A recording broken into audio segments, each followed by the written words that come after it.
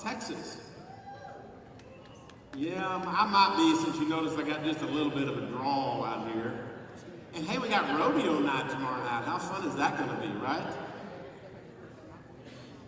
So we're going to talk a little bit about what I'm going to give you an overview of. You hear the term used a lot: remote virtual teams, offshoring, inshoring, outsourcing, insourcing. You hear all these various terms, but just really getting an understanding of exactly what it is. So I'm going to talk about that. We're going to show what roles you could leverage for remote teams, steps to success, and then how to get started. But you're in Texas, the great state of Texas.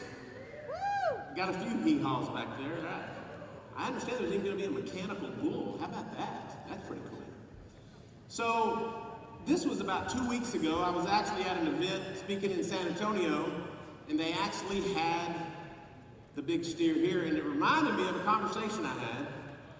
I was actually on an airplane, and you ever sit down and you really would just like to put your headphones on, and you would really like it that nobody speaks to you, but the person sitting next to you is dead set to have a conversation with you? This guy did. Long flight. He says, "Hey, how you doing? Where are you from?" He's going through all that, and he says, "What do you think about the current presidential administration?" I was like, "Oh my goodness, this is going to go sideways quick." So I said, "Well, before we get started, let me ask you a question." I said, "I'm from Texas." I said, "Do you have any idea why rabbits eat grass and cows eat grass, but rabbits poop pellets, and cows, this cow would put out a big, nice cow patty?" And he says, "I do not." And I said, "Well, then we're not going to have a conversation because you don't know crap." That didn't really happen, but I really liked that conversation. So, how many of you are entrepreneurs? I've got a feeling there's a lot. You started a business. It's so easy, right?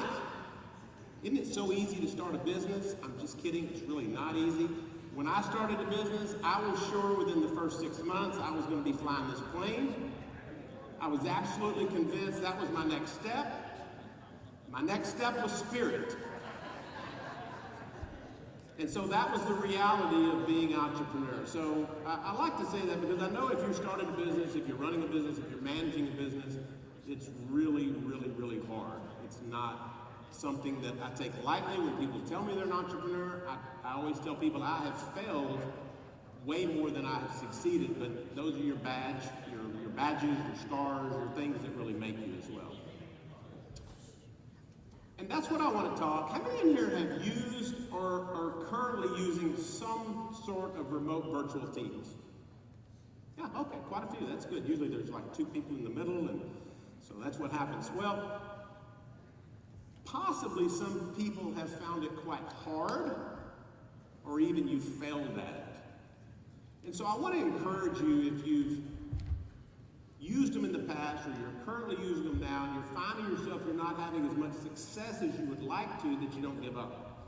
Because the one thing about being an entrepreneur, being successful in life, is learning how to overcome failure and continue to push forward. So I love this quote: "If we fail, let us try again until we succeed."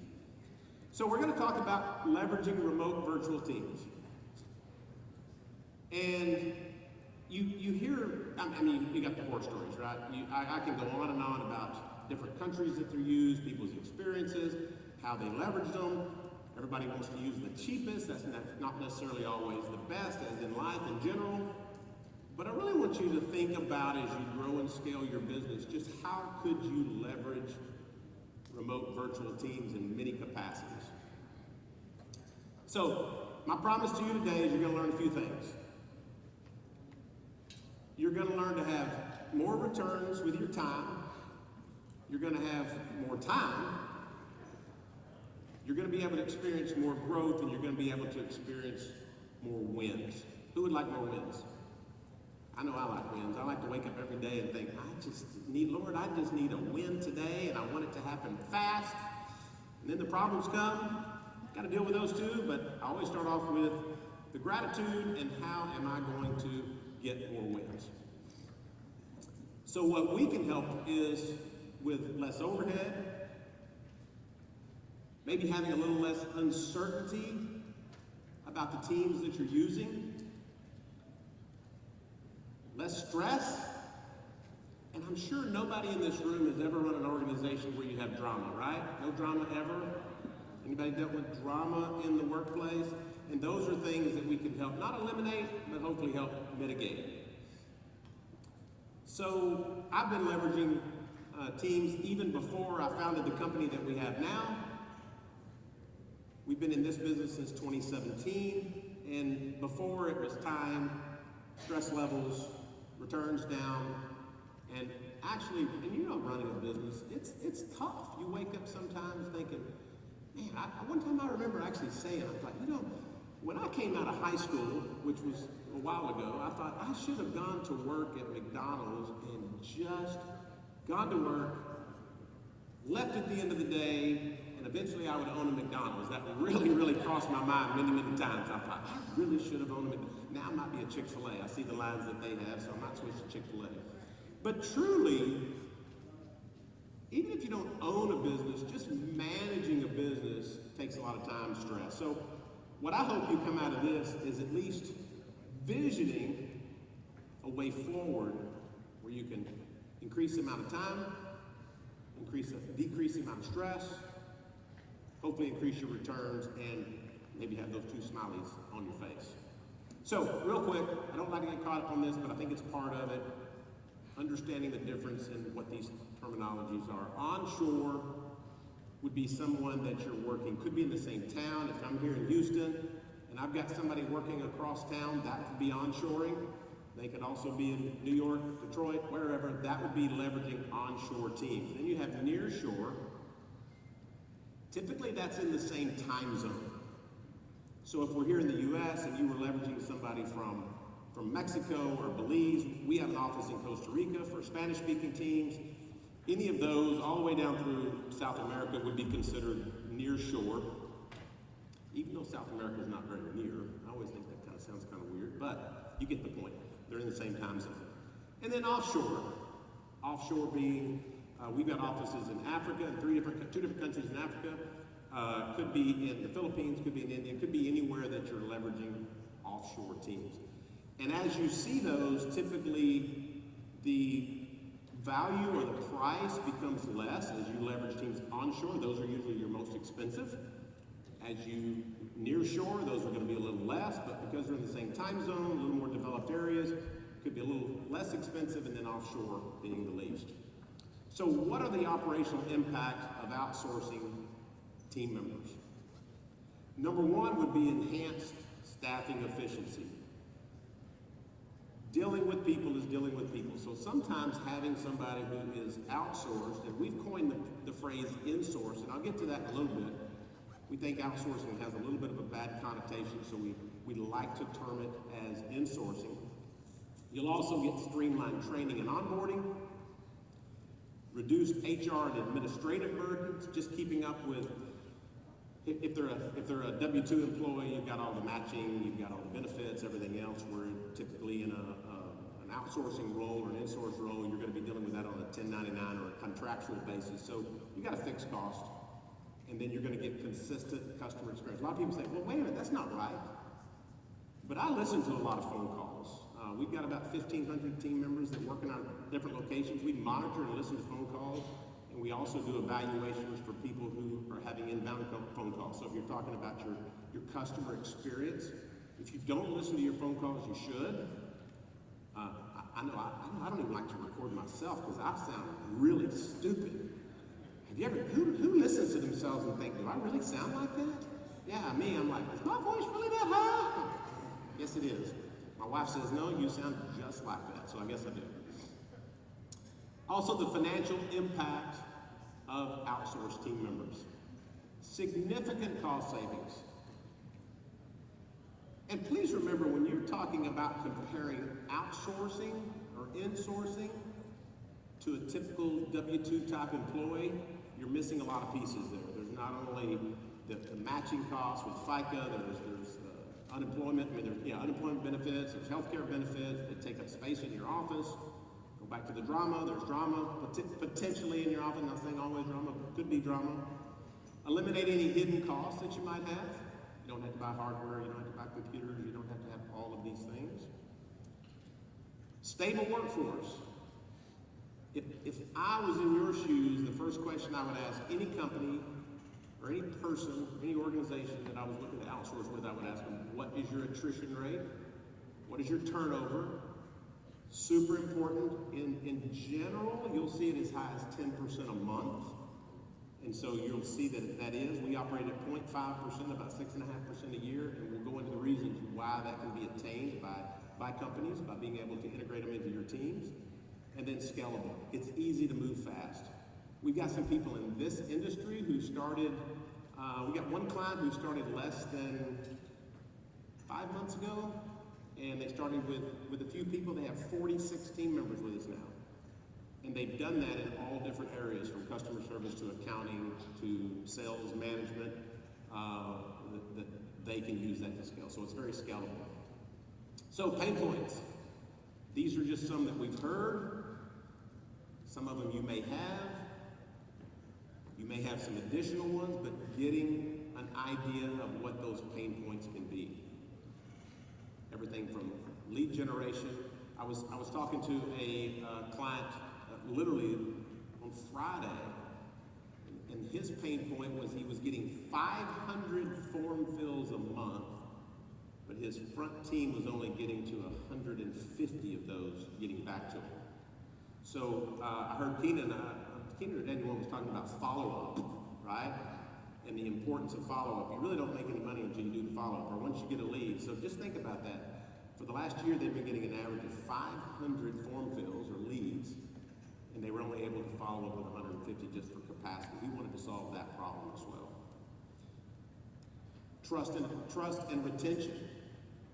Constant contact with your customers is huge. Whatever business you're in, that's big. I don't care whether you're Chick-fil-A and you're saying my pleasure at the end, or calling somebody to tell them it's my pleasure, right? It's important that we work in the importance of that client trust, that retention. Client attrition, helping to solve that problem. Maybe you're not getting the follow-up that you need. Lengthy and inefficient hiring processes, always a big one. In many of the industries we work in, you'll see that that's a 30 to 45 to even 60-day process. Once they put something out there, looking to start the interview process, they'll see that it's very long. So we can onboard somebody usually in about 5 days, and that's you going through the interview process, meeting them, being able to onboard them, so we can help scale quite quickly. And shortage of specialized talent. In the U.S., they actually say when you're at 3.5% unemployment, which I'm not sure exactly what it is today, but it's near there, that you're getting into the unhireable people. That make sense? Either the people that aren't able to hire, or maybe they don't have the capacity to do some of the jobs. So when you get into that lower numbers on unemployment, it makes it very, very difficult. So here's some roles you can delegate now. This just gives you some ideas. Customer service, quality assurance, enrollment, finance, accounting. We've got everything from controllers all the way down to accounts payable, bookkeeping type people, marketing, business development. And Keenan, did Keenan do a great job with no screen? Yeah, give Keenan a hand. I was amazed. I was like, glad that didn't happen to me. I might have just quit. Yeah, I see why he had to jump down there now. So. And did I just start getting another microphone? Sound like I had two of them. He mentioned a few things that made me think of it. Your CRM, customer communication, making Loom videos. Videos don't make themselves. Having somebody who can help you make those. The HR, TSR compliancy, sales funnels, web chats are big. And the one we always see, which is speed to lead. How fast are you getting to those? Do you remember when he showed you the Google leads and he put them up there and he had the first one? You know what happens when you contact somebody on that first one in any business and they don't get back to you within just a few minutes? Guess what they do? Boop, they go to the next one, right? So speed to lead is important. We push that even in our business. We talk a lot about getting to the client's needs as quickly as possible.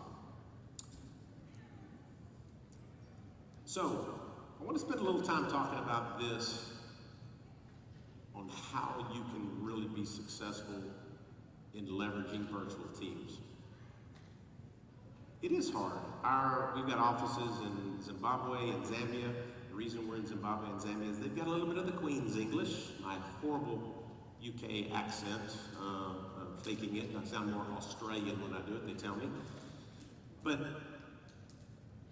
being able to spend time with them when they're literally 10,000 miles away is real important. So we say, hey, once a week, have a coffee with them. Have them get a coffee, you get a coffee, and because we work the same time zone. So, hey, 9 o'clock on Wednesdays or Fridays, we're going to have coffee together. Do lunch together. We've got one of our larger clients. They've got 75 or so people. The last Friday of the month, they buy them lunch. They bring in lunch. Usually the CEO or the COO or the operation person comes in and actually has a virtual lunch with them. Morning huddles. Celebrate birthdays and anniversaries. How many people have remote virtual teams and you make sure you celebrate? It's okay if you say no. You celebrate their birthdays and anniversaries? Give them what? Give them. There you go. Yeah, give them off for their anniversary, right? That's big. And that sounds so little, but at the same time, recognizing these team members, and we don't call them employees, we call them team members, because we treat them as such. And we also want to celebrate their milestones, their anniversaries, weddings, birthdays, things like that. Bonuses and swag, giving them some incentives where you're able to legally, give them those incentives. And swag is huge. You'll see that they love wearing the t-shirts, they love getting the koozies, they love having the pens, the pencils, wearing the hats. They really will do it all. So wherever, and again, I'm talking about in general, if you're using onshore, nearshore, offshore, do these things. If you've got team members you have now, take these. These aren't my ideas. I just put them down on paper. Take some time to really make them feel part of your team and then really get to know them. We've got another group. They've only got about 6 or 8 team members, and they have once a week, they ask them questions. You know, what's your favorite color? What's the most recent movie you watched? And I know these seem like I'm talking about silly things, but it shows you care. It shows they're part of your team. And if you want your attrition with remote teams to not be 120% a year or 10% a month, these are things that will really help you. Success tips, these are our ones we put together. Hiring the right fit. That's why we allow you to interview them, you select them, and then they're going to work for you on a full-time basis. They are your team member. We manage them. You're paying our company in the U.S., so it's a 1099 arrangement. But we always say, hire the right first. Select the person that fits the best. And if they're not, we've got opportunities to make changes, but you want them to be the right person. Train them properly. I can't tell you how many times in different industries we've had people that utilize our services, and they'll call back like 3 days later, a week later, and say, this is just not working out. I'm like, really? What's going on? They don't know what they're doing. I said, well, did you tell them what to do? Well, I thought they already knew what to do. And I'm like, well, if you hire somebody in Dallas, Texas, in your office, and they come sit right next to you, guess what you got to do? You got to train them. Our most successful clients have good training and good standard operating procedures, good decision trees, so if they have calls coming in, you know, if you take it down decision trees so they know where to go with it as well. Single point of contact, we've had this happen.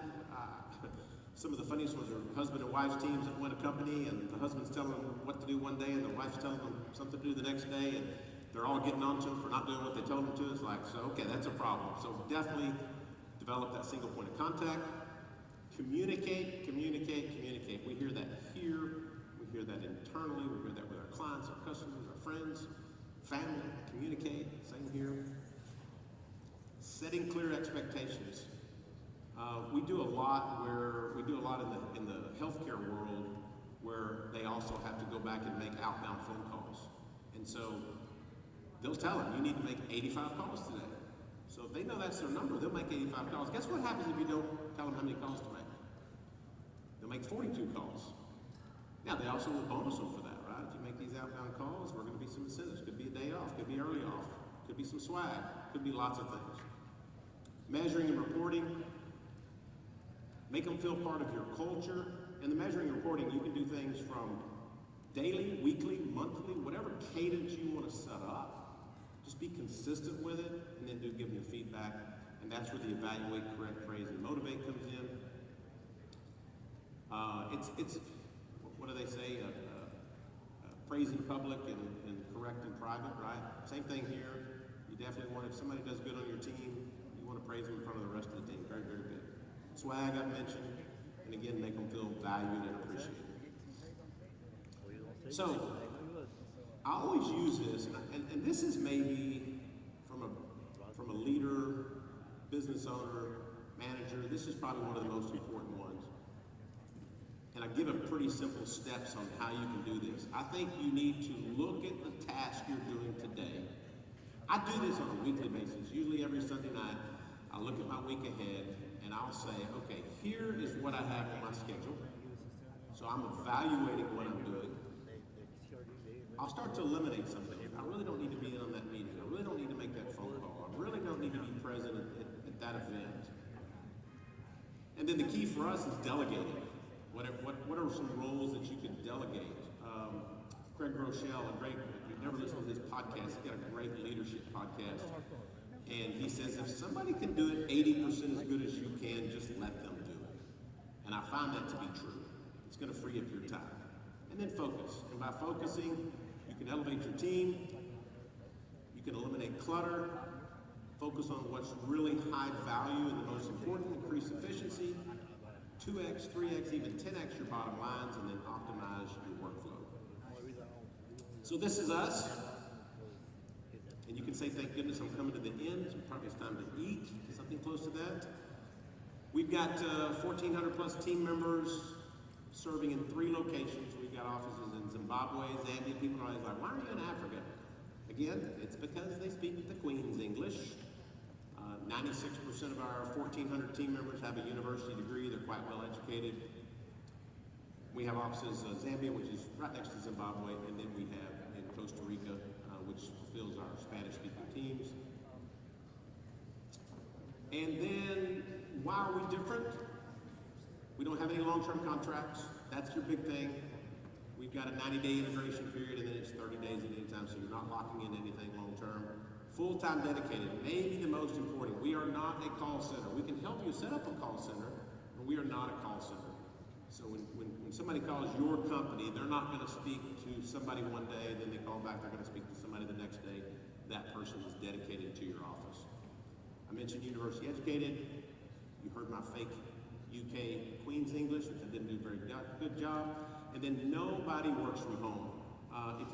The previous slide, if you saw the 3 buildings, everyone comes into our facilities. We do a lot in the healthcare space, and obviously in your space, you're talking about personal health information, you're talking about credit information, so that is really important that we monitor that. For instance, we don't bring any data back into our facility. We use a company called Black Talon. They're probably the largest cybersecurity in the healthcare, so they actually actively monitor all 1,400 of our computers. No data is allowed to leave and come back into our facility, so we put a lot of focus on the no work from home, which is very applicable in this industry as well. I mentioned our turnover and attrition data. Annualized, we've got about 6.2%, which is typically lower than you're going to find even in the U.S. And I'll see if this will play. I don't know. Will this play? Oh, did I need to wait for it to play, or will it play? Oh, can you press play? Will that play? Let's see. This is Natasha. She works in our office, if it will play. I don't know if maybe the sound won't. If not, you're going to get to hear my fake accent on Queen's English again. I can speak the Queen's English quite a bit. I'm in from London. All right, well, if you can't see this, it's okay. I would suggest you can go to our website. I believe it's on the front page of our website. We also can email you this whole PowerPoint that we've done, and you can hear her. Literally, it's the most, my crazy Texas accent doesn't compare to how well she speaks, and you'll see that throughout. And did I mess something up here?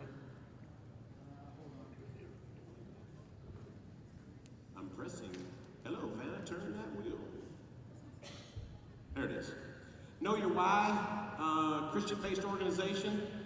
Our mission statement is transforming lives while making a global impact for the kingdom. We actually donate 51% of our profits back to ministries worldwide. It's something we did when we came here. Thank you. Wow. I'll say that again. That was a pretty good clap. You didn't get that. This is really our why. It's really what we do. My business partner and I decided that we wanted to make it an impact, so we donate some in the U.S., Africa, Central America, South America.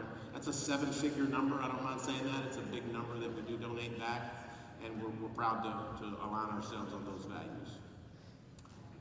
I just threw this one in there because this was about a month ago. That's me and my wife in the middle. It was our clients who came to visit us, so we took them to Rwanda to go hiking with the silverback gorillas. So who wants to go hike with the silverback gorillas? Anybody? Oh yeah, I bet I get some people for that. And yeah, that was, I actually got to walk with a cheetah.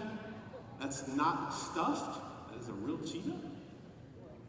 And so next steps, if you want to schedule a discovery call, you can click that QR code. You can also go to zimworks.com. We really try to be an educational partner in the industry. We just want to show you what you can do. I didn't even mention about executive assistants. I leverage executive assistants, probably our fastest growing. That could be what we call a strategic partner as well, just somebody who can help you with many of the day-to-day things that you're doing. So if you want to, who has all the time they need every day? They've got plenty of time. Oh, no hands, looking for hands, looking for hands. That is all we have, right? All we have is time. So we have to figure out how we're going to use it. And if you are in that mode where you're doing a lot of mundane tasks, or if you haven't taken your wife on a date in the last 5 years because you've been too busy, figure out a way you can increase your time, because that's really all the thing God gave us on the earth was time. We got to learn how to use that more efficiently. So if you don't take anything away from this, it's learning to value that time and value what we can give back, which in the very end, if we do that, it really helps increase our profitability. It helps us to be more efficient, better owners, better people, better humans as we move through it. So thank you. I got done a little early. Hey, questions? Oh, I'm sorry, questions. Yeah, I'm sorry, yeah.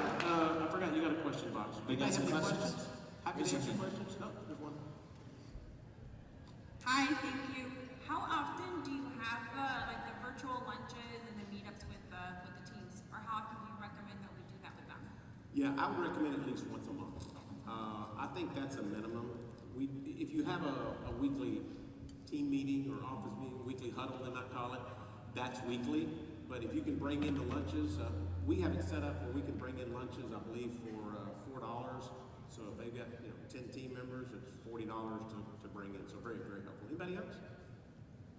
I'll second that too. I've had virtual employees offshore for 15 years, and I wasn't very good at that. So I wish I'd listened to you a lot earlier. I remember one woman who worked for me for 12 years. She said to me one day, "Hello, sir." It's always sir. "Hello, sir. I get married tomorrow. May I have the day off?" Oh, man. She had her first kid. I do not know when.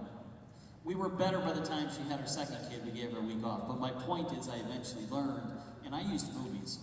Everyone watches U.S. movies, so we talked about movies. But eventually, I learned to try and have some better conversations and make them part of a team. That is very invaluable. She was great. She was with me for 12 years, but I was not good about that in the beginning. So take that to heart. More questions? Yeah, I would definitely end on that and say that's a significant difference. We all think we're so busy. Heck, we don't even sometimes pay attention to people in our office, right? Sometimes we're asking them about business and we get to rolling, we're talking about all the stuff we got to do and I'm going to expand and grow. We made a lot of money, we lost a lot of money. Sometimes just say, "Hey man, how's your day going? Where are you going on vacation this year? What's your kids' names? I didn't know you had 7 kids. You've been here 8 years, you got 7 kids. I didn't know this." So really, and it sounds silly, but people get busy like that. And do the exact same thing with your virtual teams, because it matters. And then if you've had bad luck with virtual teams, you can change that by just integrating them. So thank you. I want to encourage people to think about one thing. Take this home with you. What is it that you don't like to do? And what is it that you do like to do? I'm gonna tell you about me. I'm not real big on sales, right? I can do sales. Have you ever heard me talk? I can talk too much, I can do it. It's not what I like to do. And so I wanted to get people to do sales for me. Now I'm the opposite of some of you. I like to do disputing. You sit me in front of that computer screen trying to figure out how to get something off that credit board. I'm good at that, I like to do that. A lot of you might be opposite. You might say, I like to do sales, but I don't want to do that other work. Think about what you can replace to free up your time. Think about it right now. Like, what could you have somebody else do for you that you don't really want to do? Right? Do what you want to do. Do your strong point and replace the other. So that's what I want you to take away. And Matt, I would say exactly that. You thought about the things I like to do. I have a really good executive assistant who's in business development. And so I love to get on the phone calls. I love to tell people, I get on the phone with you for an hour and we're going to talk and have a good time. I don't want to do all the details. I don't want to make that file. I don't want to do the interviews. I don't want to do the paperwork. All of that takes a lot of time. So just what he said, you may like certain aspects of what you're doing, but look at the things you just don't like doing. And I'll also say you're not very good at. There's way more things I'm not very good at than I'm good at. So I like to try not to do those as well. I bet you find out that the things you don't like to do, you're not as good at. As you thought you were, yeah. Okay, thank you very much.